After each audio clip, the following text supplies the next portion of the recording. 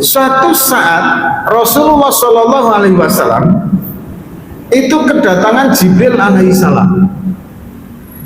Kemudian Nabi Muhammad bertanya, Atani Jibril min lailatin nisfi Sa'ban. Datang kepadaku Jibril alaihissalam pada saat malam nisfu Sa'ban. Kemudian Jibril berkata, sholli ya Muhammad, bangun sholatlah wahai Muhammad. Ma hadhihi lailah, ini malam apa ya Jibril? Hadhihi lailah lailatan nisfi Sa'ban. Ini merupakan malam nisfu Sa'ban.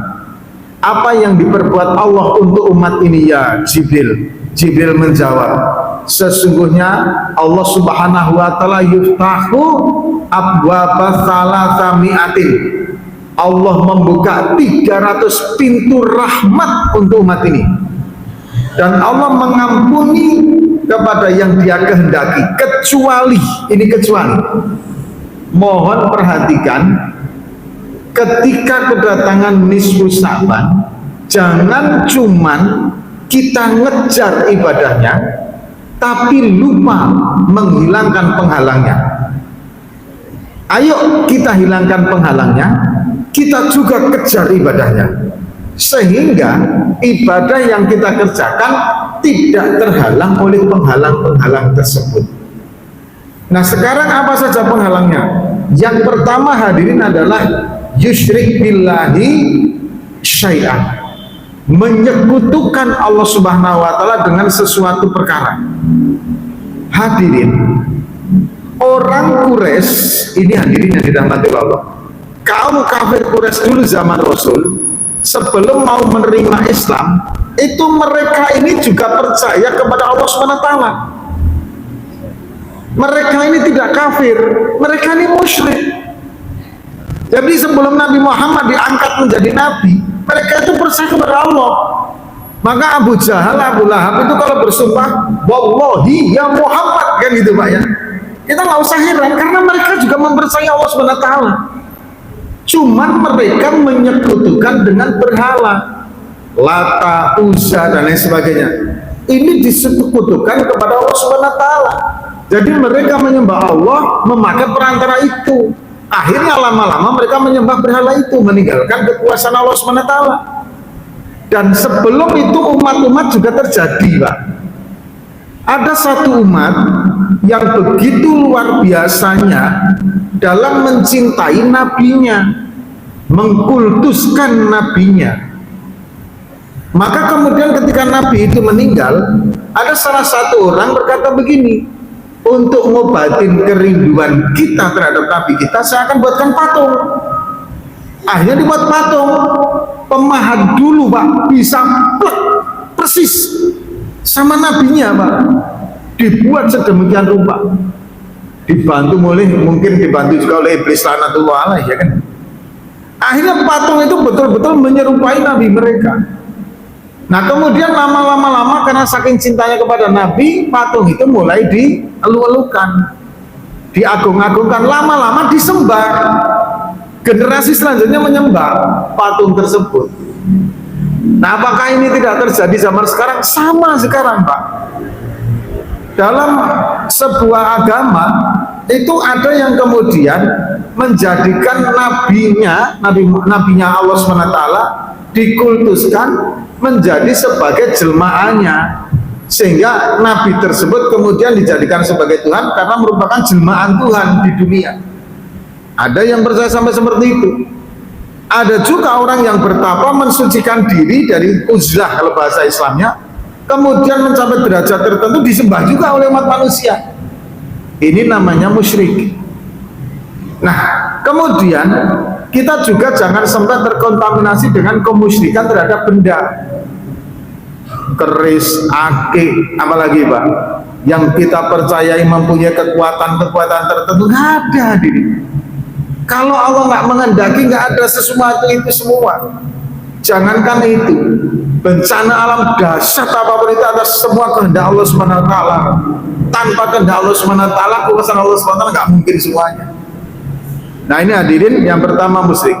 Yang kedua adalah para tukang-tukang dukun, Pak. Dukun itu, puhul-puhul itu, Pak. Puhul-puhul iblis itu mereka tidak mendapatkan nikmatnya nisfu saban. Yang ketiga hadirin yang dirahmati oleh Allah adalah orang yang menjadi tukang ramal.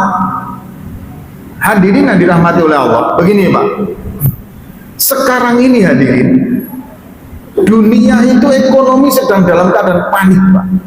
Sekarang ini Pak, karena begini, kemarin saya masih ingat Pak, harga emas itu di tahun 2023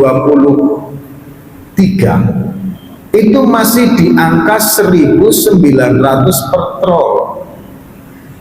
Kemudian naik menjadi 2.300. Semua orang menyangkakan, semua pelaku-pelaku market finansial ini menyangkakan sampai di situ. Ternyata nggak melejit sampai 3.000. Gegeran Pak. Yang lebih mengerikan kemarin Januari ini hadirin, hari Senin kemarin Pak, itu dari harga 5.080 per troy, hari Rabunya naik jeglek sampai 5.600 Pak. Rabu pagi jam 9 malam pasar Amerika dibuka anjlok Pak, dan ini terus akan turun terus Pak. Dunia geger, kaget, karena ketika emas semakin tinggi itu berarti uang dalam saku Bapak, uang dalam tas Ibu itu akan semakin gak ada nilainya Pak. Ketika emas semakin tinggi, maka inflasi akan tinggi. Panik Pak. Orang-orang ahli dunia panik.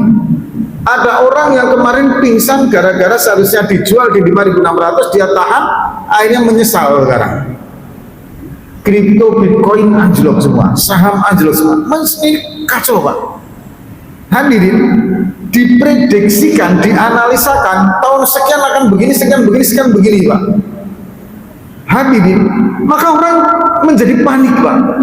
Sementara kita Pak, yang alhamdulillah maghrib tadi sholat berjamaah, sekarang duduk dalam majelis pengajian, nanti sholat isya berjamaah, sama sekali nggak khawatir Pak.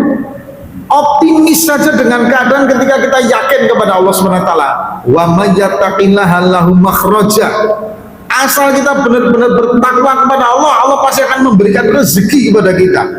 Nggak ada rezeki di dunia dipanggil kita oleh Allah SWT. Selesai. Orang beriman, ahli taat dengan ahli dunia bedanya di sini. Karena ahli taat itu yakin totalitas kepada Allah Subhanahu wa Ta'ala, analisa dan lain sebagainya, kemudian peramalan-peramalan masa yang akan datang hadirin, cukup pasrahkan diri kepada Allah Subhanahu wa Ta'ala. Ketika wa tawakkal 'ala Allah fa huwa hasbuh, ketika kita bertawakal pasrah kepada Allah maka cukup, selesai. Nah ini hadirin ciri khas itu. Orang yang betul-betul taat kepada Allah gak akan goyah dengan ramalan-ramalan apapun, yakin kepada Allah Subhanahu wa Ta'ala. Nah kemudian hadirin, orang yang musyakinan, yang tidak menerima kemuliaan nisfu saban adalah orang yang berselisih, bertengkar pada saat malam nisfu saban. Makanya nanti menjelang nisfu saban ini Pak, yang masih punya hati sakit, yang masih punya hati dendam, yang masih punya hati perselisihan, tolong pending dulu semua, bersihkan Pak, ikhlas saja Pak, semeleh, legowo, ikhlas semuanya. Insya Allah nanti nikmatnya malam itu akan terasa. Tapi kalau masih ganjel, masih ada unsur-unsur perselisihan, unsur pertengkaran, apakah dengan saudara, ataukah dengan orang rumah, atau dengan orang lain, tetangga dan sebagainya, maka justru akan menjadi perkara yang merugikan kita. Ini penghalangnya. Selanjutnya adalah orang yang minum khamr. Yang ketiga, yang selanjutnya adalah orang yang mudaminan ala zina. Pada malam nisaban masih zina terus Pak. Naudzubillah min dzalik. Ini berkali-kali saya sampaikan bahwa zina ini perkara yang fahisyah, betul-betul keji, kotor Pak. Jangan pernah kemudian menganggap bahwa perzinahan itu adalah sesuatu yang indah. Hadirin, jangan pernah mempermainkan perkawinan, jangan mempermainkan sebuah kepercayaan dari pasangan syahadah. Hati-hati di sini, Pak.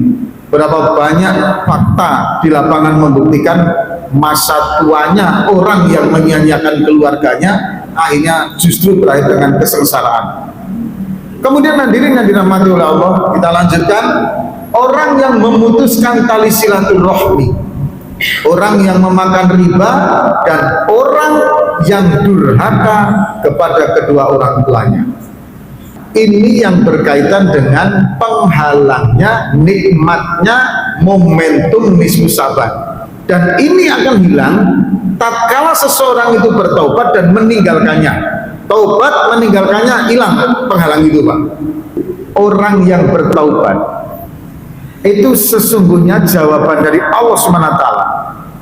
Ma min sautin min abdi, tidak ada suara yang ahabballah, yang dicintai oleh Allah dari seorang suaranya hambanya, kecuali adalah suaranya orang yang bertaubat kepada Allah SWT.